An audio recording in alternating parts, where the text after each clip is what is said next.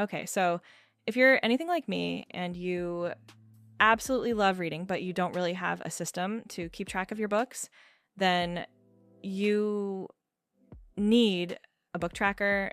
And honestly, it's way more than just a cool tool for logging your reading.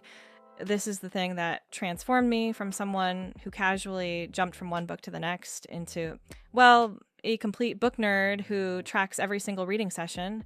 Before, whenever I finished a book, I'd simply move on to the next one. I never really stopped to think about how many books I was reading, what genres I was gravitating toward, or what I was actually getting from them. I was just reading for the fun of reading, which, don't get me wrong, is totally fine. But wow, once I started using this book tracker in Notion, everything changed. I went from being a passive reader to a much more intentional one. I'm more aware of what I read. I make an effort to diversify my reading. I can actually see my progress over time, and I have a much better understanding of what each book brings me. And honestly, all of that comes from this simple Notion setup. So in this video, I'm going to show you exactly how I use it. It's actually super easy to manage once everything is set up. Oh, and by the way, if you enjoy videos like this and want to see more Notion templates and productivity setups, make sure to subscribe. It really helps. Okay, so let's start by adding a book.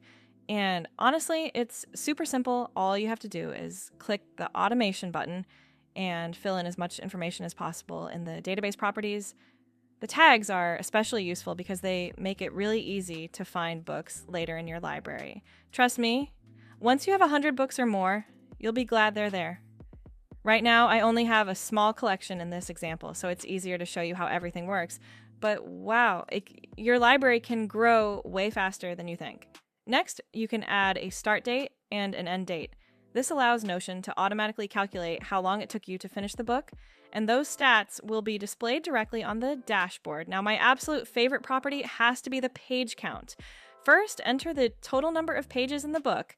Then, as you update the number of pages you've read, the progress bar updates automatically. And honestly, that's one of the most satisfying parts of this tracker. But here's what's even cooler, that progress isn't only tracked at the book level.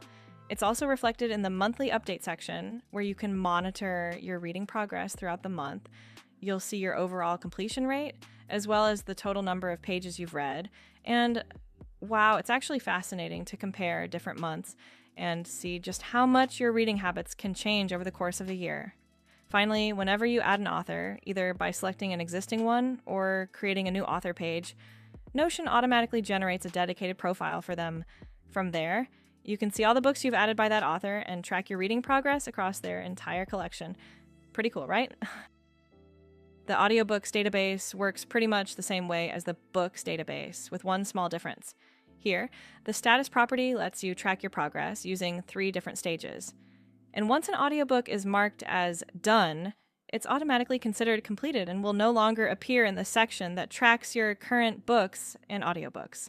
Oh, and don't forget to enter the total duration of the audiobook in minutes. This might seem like a small detail, but it's actually really useful because Notion will automatically add up the listening time of all your audiobooks and display it in your monthly summary.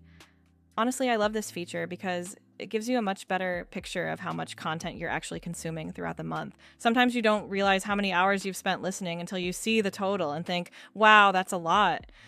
All right, so that's pretty much how the tracker works as a whole. At the top left, you'll find an overview showing the total number of books and audiobooks in your library, as well as the number of books you've completed. Right below that, you'll find the books and audiobooks databases, which you can also access directly from the dashboard. Now, if you're looking for a specific book, it's super easy. As I mentioned earlier, you can filter your library using tags. Just open the filters menu in the top left corner of any database view and select the genre or tag you'd like to display. Another feature I use all the time is archiving. When you archive a book, it automatically disappears from the dashboard.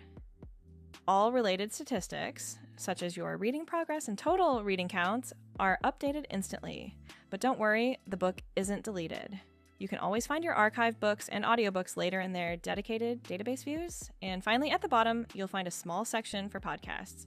I actually use this more often than I expected. Whenever I don't feel like leaving Notion to open my podcast app, I simply paste the podcast link here, and boom, the latest episode appears right inside my workspace. Pretty handy, honestly. And that's it. That's how I use this book tracker to stay motivated, track my progress, and get the most out of my reading throughout the year.